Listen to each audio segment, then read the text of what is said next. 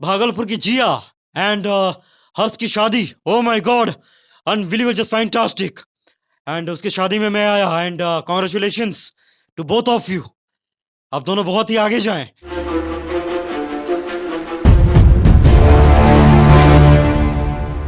मैं आपको मिलवाना चाहता हूं बिहार के लाल आदर्श आनंद जी। बहुत बहुत शुक्रिया आप लोगों का। आज ये आदर्श आनंद तक की जर्नी और साथ ही साथ उनके साथ इनकी टीम की जर्नी के बारे में बात करेंगे। सारे चैनल्स काफी इंटरव्यू दिखाते हैं, लेकिन हम इनसे एकदम खुलकर कहेंगे कि आप हमें अपनी लाइफ की ईच एंड एवरी जर्नी को एकदम शॉर्ट फॉर्म में तरीके से रखिए, जो काफी लोग जानना चाहते हैं, काफी दर्शक जानना चाहते हैं। तो आपका सफर कहाँ से स्टार्ट हुआ बॉस? सफ़र बड़ा ही सुहाना रहा है और अ, कठिनाइयों से भरा सभी का सफ़र होता है, जी। जो संघर्ष करने की इच्छा रखते हैं मन में। तो बचपन से ही संघर्ष करने की इच्छा हमारे अंदर जागी अगर है तो मेरे पिताजी के बदौलत जागी है। और इस क्षेत्र में मैं अगर आया हूँ, इस फ़ील्ड में मैं आया हूँ, एंटरटेनमेंट की दुनिया में मैं अगर आया हूँ, तो ये भी मेरे पिताजी की ही देन है। और उनका मैं तहे दिल से शुक्रिया अदा करता हूँ। और सबसे पहले ये जो सफ़र है वो बचपन से ही शुरू हुई थी। इसकी शुरुआत 4 साल की उम्र से हुई है और सबसे पहले रिकॉर्डिंग पर मैं परफ़ॉर्म करता था। और पापा एकदम मार-मार के पटक-पटक के उठा के एकदम देह पीछे में कहनी हैं, पाक। तो उसी में जो है मार-वार खा-उ के आगे बढ़ते थे। तो मेरे को ये सब चीज़ मतलब मार खा के तो आगे बढ़ते थे, डांस-वांस कर हम्म। लेते थे मार खा के, डर के मारे करते थे। डर के मारे करते डर थे। के मारे हाँ। डांस-वांस होता था। लेकिन मेरे को इसमें मज़ा तब आने लगा, जब पापा बोलने लगे कि बेटा करो अच्छा लगेगा ये वो। जब मेरे को इसमें पुरस्कार मिलने लगे ना, हम्म। तो हम सोचे कि भैया इसमें पैसों आता है। हाँ, पुरस्कार में आपको हाँ, मतलब हाँ, अट्रैक्शन बढ़ा। अट्रैक्शन बढ़ा कि यार इसमें तो पैसा भी आता है भाई, ₹100, ₹200, ₹501, ओह! खूब पैसा आ रहा है, हाँ, करो भाई। हाँ, तो मेरा इंटरेस्ट जागने लगा जागने क्योंकि लगा। उस वक़्त मैं बच्चा था हुँ, और छैया-छैया मोबाइल पे नचता था। छैया छैया। छैया छैया सॉन्ग जो है नचता था, तभी बहुत फेमस था। छैया-छैया वाला हाँ, हाँ, मोबाइल खूब हाँ, चलता था। हाँ, तो उस वक़्त ये सब की चाह थी तो हाँ, बचपन में ये सब होता था। पापा मारे भी हैं और अच्छे कामों के लिए मारे हैं और जो स्थिति थी हमारी इकोनॉमिकली हम लोग थोड़ा वीक थे। बट पापा ने ये कभी महसूस नहीं होने दिया हमें कि लाइक कुछ किसी भी चीज़ की कमी। क्योंकि पापा ने हर एक चीज़ की कमी को पूरा किया है। So I am thankful to him. और धीरे-धीरे फिर शुरुआत होती गई, प्रोग्राम्स करता गया और ऑर्केस्ट्रा वगैरह में भी काम-वाम करता गया एंड एंकरिंग करना शुरू किया, बोलना सीखा, एंकरिंग करना चालू किया, डांस तो करता ही आ रहा हूँ बचपन से। फिर उसके बाद स्टैंड अप करना चालू किया, फिर 12th में जब गया मैं 10th या 12th में हुँ, गया, तो उस वक़्त फिर ये जो वॉइस इमिटेट करता हूँ ना मैं, जी, तो वॉइस इमिटेट करने की शौक चढ़ी। वॉइस इमिटेशन की ना शौक। वॉइस इमिटेशन फिर चालू हुआ और एक-एक करके वो प्रैक्टिस करते, तब जाके मेरे अंदर कुल मिलाकर आई थिंक तकरीबन 200 से ज़्यादा लोगों की आवाज़ें हैं। 1-2 मैं चाहूँगा कि हमारे दर्शक भी देखें। जी, ज़रूर जो कि लोग अभी हाल ही फिलहाल में मेरे को टेलीविज़न जी, कलर्स जी, पर कलर्स देखी पर। जी, हुनरबाज़ के शो पे देखे होंगे बट वो जो शो है वो काट-छाँट के चैनल वाले दिखाएँ, बहुत फेरा करते हैं आप लोग, हैं? लेकिन कलर्स अ, चैनल वाले का लेकिन धन्यवाद है। मतलब शोज़ आपका 3 मिनट का टेलीकास्ट हुआ जो हम लोग ने भी देखा। तो आपके शो कितने समय का था? मेरा जो शो था वो मैंने जो परफ़ॉर्मेंस किया था, जी, मेरा परफ़ॉर्मेंस जो था वो था 7 या 8 मिनट का। 7 या 8 मिनट ठीक का है? बस। फिर जजेस कॉम्प्लीमेंट दे रहे थे, जजेस को कॉम्प्लीमेंट वगैरह-वगैरह का ऐड करके जो मेरा परफ़ॉर्मेंस था वो 9 मिनट का होगा हुँ, टोटल, टोटल। ठीक है? लेकिन और फिर स्टोरी जो बैक स्टोरी जो होती हुँ, है, उसको मिलाकर मेरा जो परफ़ॉर्मेंस सेट किया था चैनल वालों ने, तो वो था कुल मिलाकर 13 या 14 मिनट का। 13 या 14 बट मिनट का। दिखाया इन लोगों ने सिर्फ़ और सिर्फ़ 7 मिनट ही। तो हुँ, हमें इस चीज़ का दुःख हुआ क्योंकि हमने मेहनत बहुत की थी और हमें ये आशा थी कि चैनल वाले इस चीज़ को दिखाएँगे। लोगों के मन में ये भी है अभी कि आदर्श ने जो परफ़ॉर्मेंस किया है वो कुछ ख़ास नहीं है। कुछ लोगों को लगता होगा, बट जो प्यार करते हैं वो तो कभी नहीं कहेंगे, लेकिन वो इसी बात से खुश है कि आदर्श टेलीविज़न पे है। हुँ, हुँ, हुँ। इसका तो मैं शुक्रिया अदा करता हूँ चैनल वालों को, लेकिन चैनल वालों से बस यही गुज़ारिश है थी हमारी और है भी कि हमें दुःख इस बात का हुआ कि हमारा जो परफ़ॉर्मेंस है वो मैंने बेस्ट दिया था। मेरे हिसाब से मैंने बेस्ट दिया था और लोगों को भी पसंद आया था वहाँ पे। कम से कम मेरे एजुकेशन से लेकर जो सवाल किए थे करण जौहर सर ने, हुँ, हुँ। मैंने एजुकेशन भी बताया था कि दैट आई एम उन्होंने पूछा था मुझसे हुँ, हुँ। कि आदर्श आप पढ़े-लिखे भी हो या नहीं? तो मैंने कहा था कि yes I am graduate in physics honours. You are graduate in physics honour. Yes. Okay. तो इसमें परिणीति मैम और मिथुन सर और करण जौहर सर बहुत शॉक्ड हुए थे और पीछे जितनी भी ऑडियंस थी ना वो खड़ी होकर मतलब स्टैंडिंग ओवेशन दिए थे। ओके। तो कम से कम ये सब दिखाना बहुत ज़रूरी था। मेरे मेरे ख़्याल में मेरे एजुकेशन को लेके, मेरे प्रोफ़ेशन को लेकर दिखाना मतलब मैं इस क्षेत्र में तो काम कर ही रहा हूँ हुँ, हुँ। एंटरटेनमेंट के क्षेत्र पे, बट मेरा जो अपना पर्सनल चीज़ है, हुँ, कम से हुँ। कम वो दिखाना चाहिए था ताकि लोग और भी जागरूक होते। नहीं, लोगों नहीं, को सही लगता बात। कि इसके साइड से भी ये बंदा मतलब पढ़ा-लिखा है। ये मतलब न ये इस मैसेज जाता पेरेंट्स को कि ये बंदा जो है पढ़ाई-लिखाई करने के बाद भी लोग जो है इस तरीके का एक्टिविटीज़ और सारा कुछ आ सकते हैं इस फ़ील्ड में और नाम रोशन कर सकते हैं। जी। बहुत अच्छा मैसेज जाता है। जी, और मैं रिस्पेक्ट करता हूँ कलर्स चैनल की और मैं मेरी ये आशा थी, मेरी ये होप थी हुँ। कि इस चैनल के माध्यम से मेरा ये चीज़ एक्सप्लोर ज़रूर होगा। कम से कम मेरे परफ़ॉर्मेंस के साथ ये चीज़ ज़रूर दिखाना चाहिए था, ताकि लोगों तक वो बात पहुँचती कि दैट आई मतलब I was an RJ at hmm. Radio active 90.4 FM. You were an मैं मैं रेडियो जॉकी भी रह चुका हूँ, 4 साल तक मैंने रेडियो जॉकी भी किया है। ये सब बात भी मैंने कही थी। ये सब बात भी नहीं दिखाया, तो हमें इस चीज़ का बहुत दुःख हुआ क्योंकि एज़ अ परफ़ॉर्मर आप जो 100% देने की कोशिश करते हो, अगर आपको उसका ज़रा-सा भी नहीं मिलता है, तो अच्छा नहीं लगता। तो मैं सैटिस्फाइड नहीं हूँ इस चीज़ से। मैंने ये राज़ कभी बताने की मतलब नहीं सोची थी। ये सच तक है, इसलिए मैंने ये सच कहा है। चलिए इसके लिए आपको धन्यवाद ताकि आपने ये सच्चाई हमारे चैनल के माध्यम से जी। काफ़ी लोगों के बीच लाया और लोग भी देखेंगे कि जो आदर्श आनंद जी थे इनका all of a sudden surprising and colours पे जो हुआ काफ़ी लोगों को स्टोरी नहीं समझ में आई वगैरह वगैरह तो आज इन्होंने वो भेद जो है उसका यहाँ पर हमारे सामने में खोला और देखिए एक्चुअली क्या है कि वो जो एक्ट था, जी। मैंने जो जिस तरीके से मैंने एज़ अ ऑडियंस मैंने अपने ही एक्ट को जब देखा, तो हुँ, मेरे को पसंद नहीं आया। ओके। क्योंकि जिस तरीके से चैनल वाले ने उसे दिखाया, हुँ, हुँ। तो मुझे इस वजह से भी पसंद नहीं आया क्योंकि देखिए मैंने बोला ना मैं शुक्रगुज़ार हूँ चैनल का, हुँ, हुँ, हुँ। बट जो चीज़ मेरे दिल में खली है वो बात मैं ज़रूर कहूँगा क्योंकि एक परफ़ॉर्मर को सच में मुझे बहुत ज़्यादा दुःख हुआ है इस चीज़ को लेकर। मेरे साथ ऐसा नहीं होना चाहिए था। बाकियों के साथ आपने किया, उसका कट किया, मुझे उससे कोई मतलब नहीं है। बट मैंने अपना जो परफ़ॉर्मेंस था अ, वो मैंने अपने तरीके से बहुत दिया और मुझे आशा थी क्योंकि मैंने परफ़ॉर्मेंस दिया था और टीम के सामने टीम ने डिसाइड भी की थी कि हाँ, ये इतना एक्ट सही है। ये एक्ट सही है। उन्होंने डन किया था, हुँ, चैनल वाले ने डन किया था, एक्ट टीम ने डन किया था, पुनीत सर ने डन किया था, सब ने डन किया था। तो मुझे क्या पता था कि वो कट कर देंगे।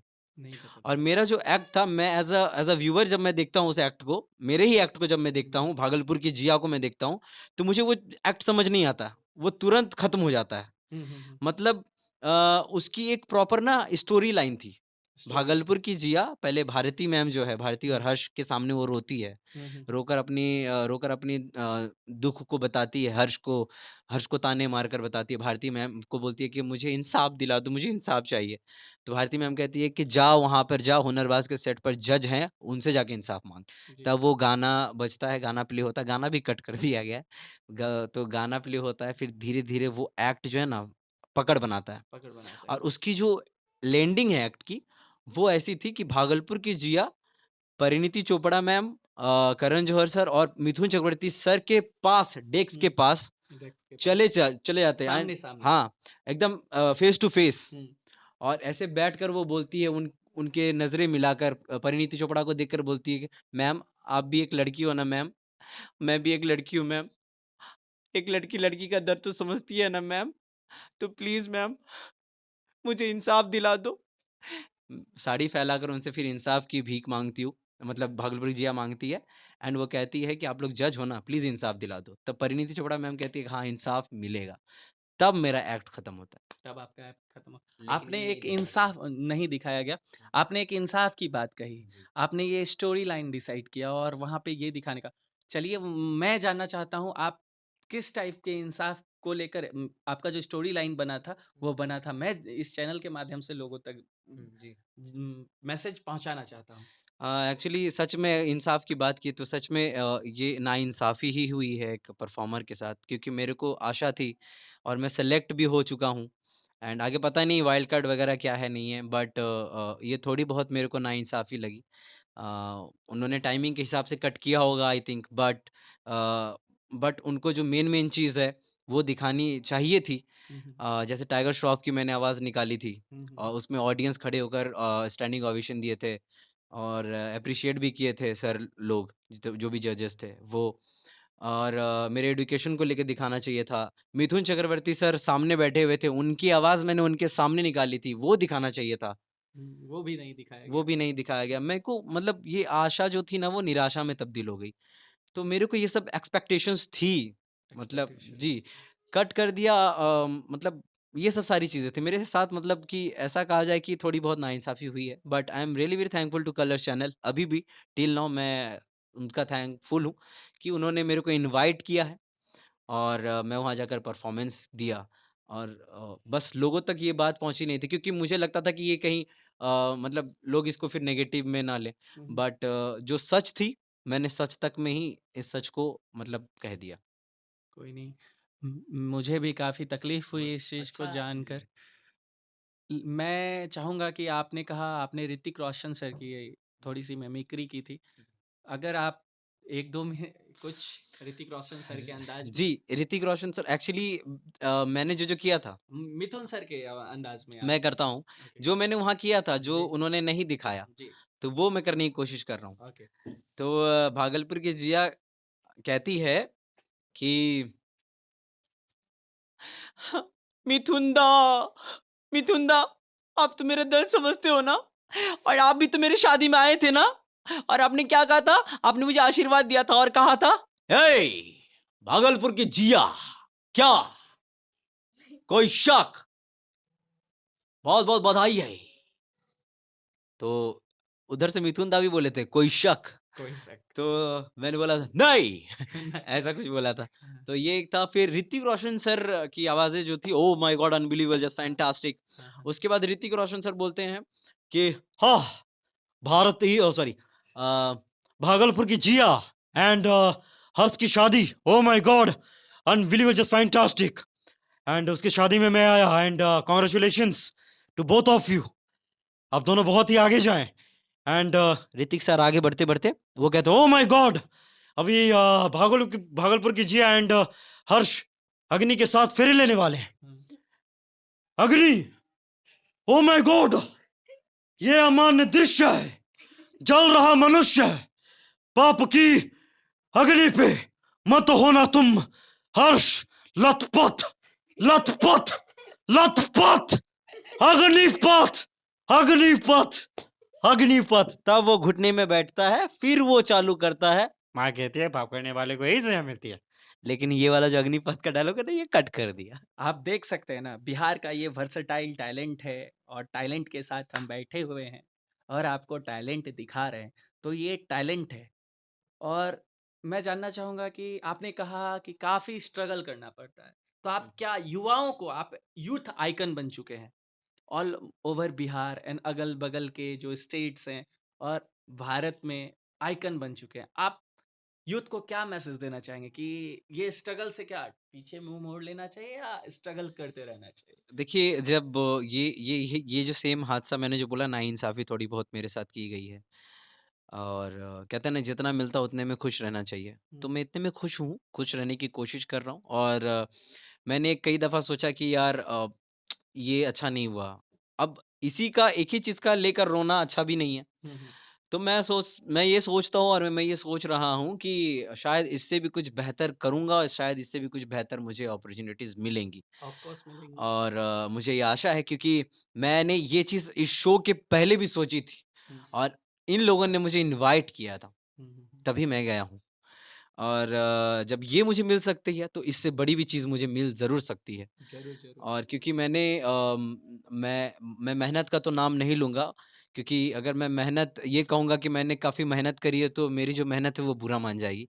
यस। क्योंकि मैं ईश्वर से हमेशा ये मनाता हूँ और बोलता भी हूँ, प्रार्थना करता हूँ कि हे भगवान मुझे ऐसी शक्ति देना कि मेहनत करने की शक्ति ज़रूर देना। कुछ दो या ना दो, मुझे मेहनत करने की शक्ति ज़रूर देना। मुझे किसी भी चीज़ का शॉर्टकट नहीं चाहिए। किसी भी चीज़ का। मुझे जो भी हासिल करना है अपने लाइफ़ में वो मेहनत करके ही करना है, अन्यथा मुझे नहीं करना। और मेरे साथ के जो भी छोटे-छोटे बच्चे हैं ना, उनको भी मैं यही सिखाता हूँ। और मेरा जो कहते हैं ना कि बच्चे भगवान का रूप होते हैं, तो मेरे को मतलब बच्चों से बहुत ज़्यादा लगाव है। छोटे-छोटे बच्चों के साथ मैंने कई वीडियोज़ मैंने पोस्ट किए इंस्टाग्राम हुँ, रील्स वगैरह पे भी। जी। तो उनकी ज़ुबान से मैं जब अपना नाम सुनता हूँ ना, इतने छोटे-छोटे बच्चे, बड़े छोटे-छोटे बच्चे नहीं ये छोटा है मतलब चौकी के इधर से न नीचे से बता रहे हैं, ठीक है? तो बड़े छोटे-छोटे बच्चों के मुँह से जब मैं अपना नाम सुनता हूँ ना, मेरा नाम सार्थक हो जाता है। मुझे लगता है कि यार जो सक्सेस है ना, वो यही है। This is real this is reality and this is the real success of mine and of my life. So मुझे लगता है और लोग मुझसे पूछते भी हैं कि आदर्श आनंद के इतने सारे फैन्स हैं, इतने सारे लोग हैं, फैन्स हैं। आदर्श आनंद किसका फैन है?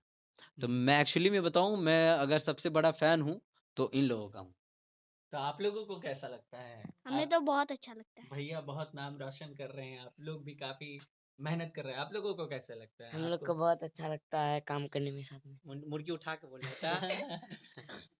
और आपका नाम क्या हुआ? कृष कुमार, क्रिस, आपका? निखिल कुमार, आपका? शुभम कुमार। प्रिंस कुमार। ये थे आदर्श आनंद जी का पूरा या टीम। तो मैं इनसे ये कुछ इनकी पर्सनल लाइफ के बारे में भी सवाल करना चाहूँगा। बचपन में आपका एक ख्वाहिश था कि मैं डीएम बनूँगा। हाँ जी, बिल्कुल सही बात है, आपने सही तो वो डीएम बनने का जो ख़्याल था कहाँ से आया था? मैं ये हंट करना चाहता हूँ। बचपन से डीएम बनने का जो ख़्याल था वो आया था जब मैं 4-5 साल की उम्र में एक डांस किया था, कॉम्पिटिशन में हिस्सा लिया था, वहाँ पे मैं फर्स्ट आया था। हाँ, हाँ, हाँ। और डीएम साहब जो थे, भागलपुर के डीएम थे, उनकी नाम हमें याद नहीं है, मैं हाँ, तब तभी छोटा था। बच्चे थे। हाँ, हाँ, इतने लोग ये लोग तो बड़ा ही है। तो उस वक़्त मैंने जब डांस किया था, वो गाना था, गाने का जो बोल था महमूद सर का गाना था, हम काले हैं तो क्या हुआ दिलवाले हैं। जी। तो इस गाने पे मैंने मूंछ-वूछ लगाकर डांस किया था, तो इस गाने पे फर्स्ट प्राइज़ मिला था और डीएम सर स्टेज पे चढ़े थे हुँ, हुँ। और मुझे ₹101 का पुरस्कार दिया था। पुरस्कार दिया था। उस वक़्त ₹101 का बहुत महत्व था, हाँ। है ना? तो ₹101 का इनाम दिया था उन्होंने और अगले दिन वही तस्वीर डीएम साहब गोद पर मेरे को लेकर रखे हैं, आदर्श आनंद को, और वो तस्वीर छपी पेपर पे और तीनों अखबारों पे मीडिया पर आया और मैंने जब देखा आदर्श आनंद, खुद का नाम मैंने देखा, खुद के फ़ोटोज़ को देखा मैंने, तब मैं बहुत ज़्यादा इंस्पायर हुआ। तो ये सिलसिला था। ये सिलसिला था आपको मतलब वो क्यूरियोसिटी थी और हाँ। अट्रैक्शन था वो जो वो वो वो अट्रैक्शन था कि यार क्योंकि उनका रुतबा मैंने देखा था जब वो जाने लगे थे ना, हाँ। तो उन्होंने मेरे को गाल ऐसे पकड़ के गोदी में लेकर 2-3 शब्द उन्होंने बोले थे, "बेटा बहुत टैलेंटेड हो, बहुत आगे जाओगे, मेहनत करते रहो, पढ़ाई-लिखाई पे ध्यान दो", ऐसे उन्होंने बोला था। और जब वो जा रहे थे उनके साथ पीछे ना उनकी काफ़िला गुज़री ना हुँ, हुँ। लाल बत्ती में, तो लाल बत्ती दिमाग में एकदम पूई, पूई, पूई करने लगा। तो वही लाल बत्ती से ही मतलब मेरे को मतलब उस वक़्त से ही कोई अगर पूछा करते थे ना, उस दिन के बाद से, हुँ, उस परफ़ॉर्मेंस के बाद से भी कोई पूछते थे, तो मैं बोलता था कि मैं बड़े होकर डीएम बनूँगा। डीएम और बनूँगा। फिर क्या हुआ कि हालात घर के कंडीशंस, फिर उसके बाद मैंने इंजीनियरिंग करने की सोची, +2 मैंने किया। तो मैंने सोचा कि इंजीनियरिंग करूँगा, एआईईई का एग्ज़ाम दिया, उस पे फिर अच्छे रैंक भी आए थे, बट अनफॉर्च्यूनेटली मेरे को प्लेसमेंट मिलने वाला था, पैसों की कमी की वजह से नहीं हुआ वो भी, इंजीनियरिंग भी, तो इंजीनियरिंग भी छोड़ना आपने पड़ा। हिम्मत नहीं हारी, उसके बावजूद नहीं, हिम्मत नहीं नहीं। हारी। तो फिर और मैंने जो +2 किया है, तो मेरी 2 गायें हुआ करती थी, तो पापा ने वो गाय बेचकर मैंने +2 किया है। तो ये सब चीज़ें हुई हैं एंड धीरे-धीरे करते-करते फिर क्या हुआ कि ग्रुप डिस्कशंस वगैरह करने लगे, है ना? हुँ, ग्रुप डिस्कशंस वगैरह करने लगे, फिर सोचे कि चलो यार एसएससी करते हैं। हुँ, हुँ। एसएससी की तैयारी करने लगे। उसमें कुछ ऐसा कुछ हुआ किस्सा कि वो छोड़े, फिर सब कुछ करते-करते ग्रुप डिस्कशन, अल्का गैस पेपर, फलाना-ढिमकाना सब हुआ, लुसेंट-तुसेंट सब हुआ भैया। उसके बाद लास्ट में जो है थक हार के ग्रुप डी में आ गए। ग्रुप डी में आके। ग्रुप डी का करने लगे। हुँ, ठीक है, तैयारी करने लगे ग्रुप डी का, फिर उसके बाद कुछ ऐसा हुआ, हुँ। उसके बाद वो छूट गया। बहुत छोटी फिर गया। जो है साइड से ये सब चल रहा था, हाँ, साइड से ये सब ये मैं कर सब रहा तो था। आपका पार्ट हाँ, चल रहा था बचपन से क्योंकि ही। बचपन से ही चल हुँ, रहा था साइड से, क्योंकि हुँ, orchestra, anchoring, comedy, stand up, dance ये सब करता तो कुछ-कुछ पैसे आ जाते थे। हुँ, हुँ। तो ये सब चल ही रहा था। फिर बाद में मैंने जो है ना इसी को अपना बेस बना लिया। मेरे को लगा कि अगर मैं इंजीनियर नहीं बन पाया, अगर मैं डीएम नहीं बन पाया, एसएससी में जॉब नहीं मिल पाया या फिर ग्रुप डी नहीं हो पाया, तो यार एक एक्टर बन के ही ये सब किरदार कर लेंगे, हुँ। बस। उसी दिन जो है मतलब ये ठान माइंड लेंगे, माइंड में आया कि एक एक्टर बन के ही डीएम का रोल कर लेंगे, हुँ, इंजीनियरों का रोल कर लेंगे बन बन के ठीक है, एसएससी, रेलवे का भी रोल कर लेंगे, ड्राइवरों का रोल कर लेंगे, सब रोल कर लेंगे। तो यही एक्टिंग ही ऐसा ज़रिया हो सकता है मेरे लिए और सच में ये साबित भी हो गया और मैं और भी प्रूव करना चाहता हूँ और कहते हैं ना कि अभी तो नापी है मुट्ठी भर ज़मीन हमने, अभी तो पूरा आसमान बाकी है। अभी तो पूरा आसमान बाकी है। उसी के साथ ये जो है काफ़ी मतलब सरकार के ऊपर भी सरकार के हिस्सा तो हम लोग सभी हैं, जितने भारत के नागरिक हैं। तो हमारा all all all over the guardian सरकार है। तो कभी-कभी ये सरकार से क्वेश्चन्स भी करते हैं बेबाक अंदाज में। इनका भी 3-4 महीना पहले 3-4 या 6 महीना पहले एक सॉन्ग आया है बेरोज़गारी 3.0 मैंने सुना भी है और इनके टीम भी उसमें थे। आप कभी-कभी बेरोज़गारी पे भी गा देते हैं, तो उसको मतलब क्या मैसेज देते हैं आप मतलब गाना के माध्यम से सरकार को या युवाओं को? एक्चुअली बेरोज़गार का बात आता है तो हँसियो लगता है कभी-कभी हँस लेते हैं थोड़ा-सा। हम हँस लेते हैं, हँसना भी ज़रूरी है सुन रहे। सेहत के लिए अच्छा भी होता है। अच्छा, तो मैं ये बोल रहा हूँ कि बेरोज़गारी को लेकर जो मैंने एंथम जो था वो हाँ, मैंने बेरोज़गारी एंथम जी, बेरोज़गारी एंथम जो था यूट्यूब पे है अवेलेबल आप लोग दर्शक लोग सुन लीजिएगा, बड़ा मस्त है। तो ये जो है काहिल सुल्तानपुरी हाँ, भैया ने गुनगुनाया है इस गाने को, तो फिर मैंने उसी पे एक्ट किया है और बहुत सारे लोगों ने मेरे को इसका लिंक भेजा था। हुँ, मेरे को बोला कि यार आदर्श आप बनाते हो, अलग तरीके क्रिएटिव कंटेंट होता है आपका हुँ, और बहुत ही यूनिक वीडियोज़ बनाते हो आप, तो यार इस पे ट्राई करो। हुँ, तो फिर मैंने ट्राई किया हुँ, और जब मैंने ट्राई किया तो फिर लोग इतना ज़्यादा उसको वायरल कर देंगे मेरे को नहीं समझ में आया था। फिर एक के बाद फिर दूसरा किया, दूसरा लिंक भेजा तो फिर उस पे किया। तो अभी-अभी बहुत सारे ऐसे-ऐसे लोग हैं जो कि मैं जिस-जिस गाने पे बनाता हूँ, तो उसके रिक्वेस्ट भी आते हैं तभी बनाता हूँ। ओके जी। और आपने खान सर के ऊपर भी कुछ वीडियोज़ बनाई है। जी, खान सर एक टीचर और टीचर को लेकर भी संदेश दिया है जी। और इनके पापा जी जो हैं वो भी टीचर हैं और इस मतलब इस भागलपुर एरिया में पढ़ाते भी हैं और काफ़ी लोगों को नर्चर किया, काफ़ी बच्चे को जो है पढ़ाया है उन्होंने। एक तो आप देख ही रहे हैं प्रोडक्ट और भी प्रोडक्ट्स हैं उनके, ये सब सब जो है उन्हीं के मतलब डिसिप्लिन, फॉलो रूल्स सब उन्हीं का रोड मैप तैयार किया हुआ है, उन्हीं पर चल रहे हैं और इस आदर्श आनंद के जर्नी के पीछे इनके पापा और मम्मी का बहुत बड़ा हाथ है, योगदान है, जो ये काफ़ी जगह पे भी ज़िक्र करते रहते हैं। तो खान सर के बारे में आपने कहा था, एक टीचर्स का मैसेज दिया था अपने वीडियो देखिए में। एक्चुअली खान सर के बारे में मैंने कुछ नहीं कहा था, मैंने एक टीचर के बारे में कहा हुँ। था और वो टीचर खान सर निकल गए। हुँ, हुँ, हुँ। तो मैंने टीचर के बारे में ही ज़िक्र करी थी और मेरे माइंड में जो भी टीचर को लेकर था वो मैंने स्पष्ट रूप से कहा था और क्योंकि उस वक़्त एक शिक्षक को लेकर बात चल रही थी। हुँ, हुँ, अभी क्या बात चल रही है हमें नहीं पता। ठीक है? तो कि एक्चुअली मेरे पिताजी भी एक टीचर है आपने हुँ, खुद हुँ, कहा है और मैं ये देख रहा हूँ तब से कि जो भैया के जो बेबाक सवाल हैं प्रश्न पूछे जा रहे हैं, ये वाक़ई में बहुत एकदम गहन अध्ययन करके आए हैं आदर्श के बारे में नहीं, और आज दोनों आदर्श साथ में बैठे हैं तो ऑब्वियसली हाँ, अध्ययन तो बनता है। तो मतलब पूरी तरह से ऑब्ज़र्व किए हैं और सवालों का जो ढेर है, पूरा ढेरा लगा के रखे हैं। तो इसी वजह से मैंने उन पर एक वीडियो बनाई थी।